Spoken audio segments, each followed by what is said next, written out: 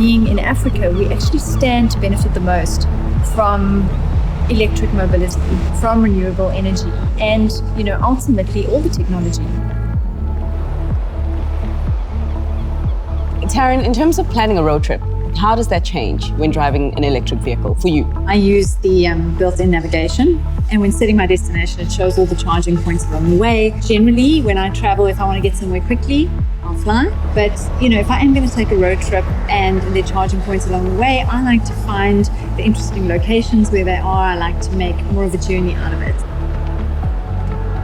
Chris, what is the furthest you have driven your e-tron? And was there ever a point in that journey where you thought to yourself, you may not actually have enough range to get you there? My holiday house is about 500 kilometers from home, so I've done that trip numerous times. Obviously you have the range in the car and it's on the dashboard, but you do watch it a lot. But there's never been a time when I've fallen short. There are a number of charge stations along the garden route. So Chris, as a e-tron driver, how much does it usually cost you to charge your car? At the moment, it's about 20 to 25% of what it would cost me per kilometer in fuel. In terms of the public accessibility of charging stations right now, do you reckon it's pretty easy to find? There are actually charging stations everywhere. You can charge in many places you wouldn't even have imagined already. So it's very convenient, it's online, you don't need any cash. So it's actually a very simple operation to stop, plug in your car and charge. Shula, do you think the move to electric will be a natural progression, or is it essentially inevitable? The change and the transition to EV, we cannot avoid it. The change is global. It's going to affect all of us. And the sooner we migrate, the better. And if we were in a situation right now, Chris, whereby we had all the supporting infrastructure to be electric right now, what do you reckon that this would do potentially for South Africa's electricity demand in this environment? I don't feel there's a real issue around electricity demand for EVs, especially in the early phases. You'll be surprised how little in the bigger scheme of things that EVs actually use. And remember that EV charging typically will be done through the night, so I don't think it'll have a big impact on the grid as such. There is a lot of anxiety about load shedding right now, and perhaps people who are thinking about getting an electric car might be thinking twice just because of the level of aggressive power cuts that we have had. We recently experienced a stage 6 load shedding.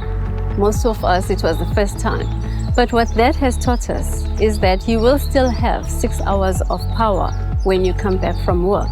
As Shula says, a typical EV now, the charge rate that we've got, and even with a 3-phase home charger, to replenish 50 kilometers will take you typically half an hour. So it really should never be a concern. How do you, Shula, see South Africa's electric push, and what do you think it will take to determine the shift? As individuals, we need to change our mindset, and everybody must play their part in the change. We need to educate ourselves so that we can increase the rate of adoption.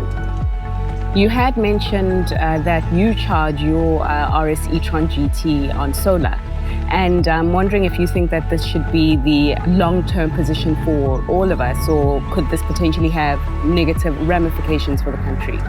Moving off the grid is a personal thing, and those that can move off the grid should move off the grid. The day will come when electricity markets are fully, liberalized, and that actually assists the whole electricity environment because it starts to balance the grid, and it means you've got this enormous storage capacity which you can use at any time. So contrary to what people believe, once you've got mass rollout of EVs, it actually stabilizes the grid. In terms of charging, what is the difference between an AC charger and a DC charger, and how do you know which one you need? Just to put it simply, at your house, you will find AC charger because most of the appliances at home are AC and use AC current. The DC is your strong direct current that you will find on the public charging roads. Chris, how big is the battery in your car, and how long does it take you to charge it at home? So the battery in the RS is 93 kilowatts. The car holds an enormous amount of energy. Currently, I charge my car as soon as I get home. I plug it in, and basically I have a PV system which charges batteries which I have in the garage. The garage then discharges through an inverter and into the car. So I do on average about 60 kilometers a day. So as soon as I get home, I plug it in, and when I get up in the morning, the car's fully charged. In terms of converting battery life into mileage, how do you know how far 20% of your battery life will take you? The easy answer to the question is the car tells you. And you also have an app. So wherever you are, just pick up your phone and you'll know how much range you got. In general figures, you can work on 20 kilowatt hours will give you 100 kilometers. Chris, taking the attention away from the electric vehicle for a second and just focusing it on yourself and the amazing career that you have had. You've done quite a lot of things. Engineering background, you're a racer, you told us. Now you're in renewable energy. But if there was anything that you could start over in, any other career that you would choose, what would it be? So I'm really enjoying the energy journey. I think this country has a crisis in energy. I think there's a lot of noise around energy, around 100% renewable energy. When will that be achievable? And I'm enjoying the process of solving energy issues in South Africa. I think that's a real issue. It's exciting to be part of the solution, and sustainable energy is a huge thing today. They say it takes a certain kind of person to jump head first, though, into a progressive future. And I'm interested in terms of your drive and what keeps pushing you forward into that future. It's curiosity. I'm a very curious person and also very optimistic. I'm interested in the possibilities around what I learn.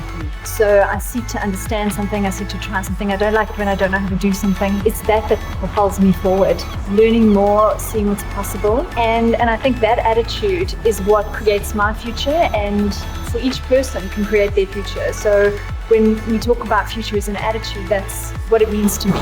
And for yourself, Chris, why is the future an attitude? I think my attitude for the future is optimism. I'm an eternally optimistic person. I believe South Africans are incredibly resilient people. We've been through so many crises in this country, and we've found our way through, and we've found solutions. And I think that's what my attitude is, real optimism.